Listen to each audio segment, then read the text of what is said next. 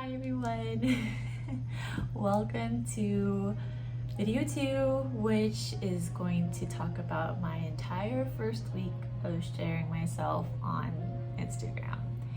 And as you can see, I upped the ante and shaved off all of my hair. And I will definitely go into more detail as to why I did this for next week's video.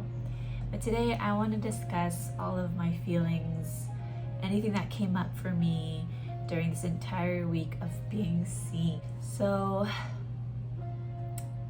pretty much the overall feeling about this whole experience has been, one, very liberating, and two, it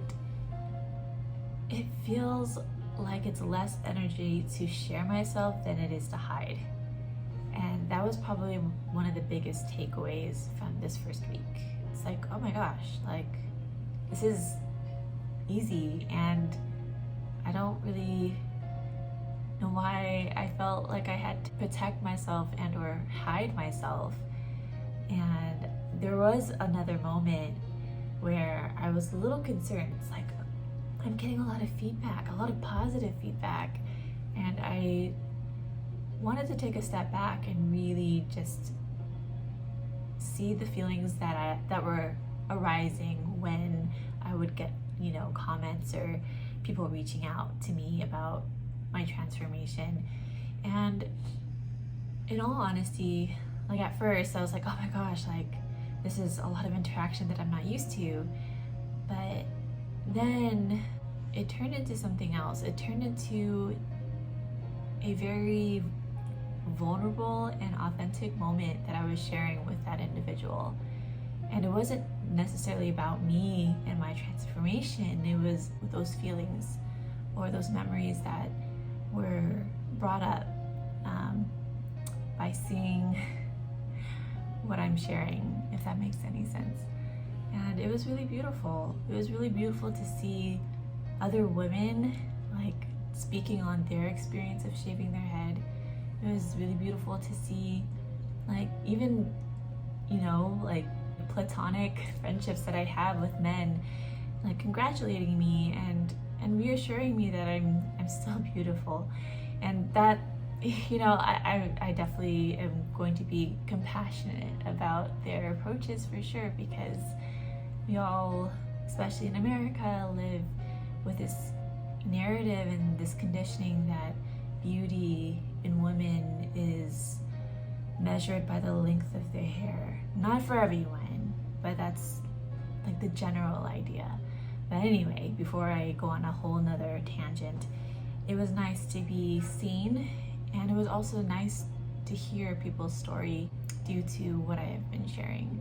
That's something that I wanted to make sure that it's not all about me and all about what I'm doing and what I'm up to.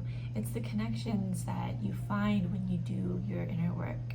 It's the amount of vulnerability that grows from you authentically sharing yourself. And that became so prevalent to me. It's like contagious. Like when you see someone or you're around someone and they are sharing themselves in ways that are full of conviction and authenticity, it lights something inside of you, right? And I felt like I was a catalyst for that for some people, and it was nice. But being able to access a deeper level of self through a conversation, especially in these weird times, is something so valuable to me. And I'm just happy that I get to witness it all. It's definitely been very interesting. I'm definitely taking a lot of other like constructive criticism too, like making sure to be in the landscape view rather than the portrait view when doing my videos.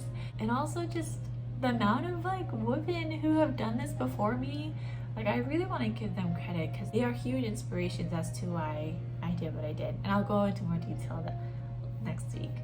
But it just feels so cool to be this experiment and see the cause and effect, the ripple effects, the connections that are being made, all by just standing up and taking a of space.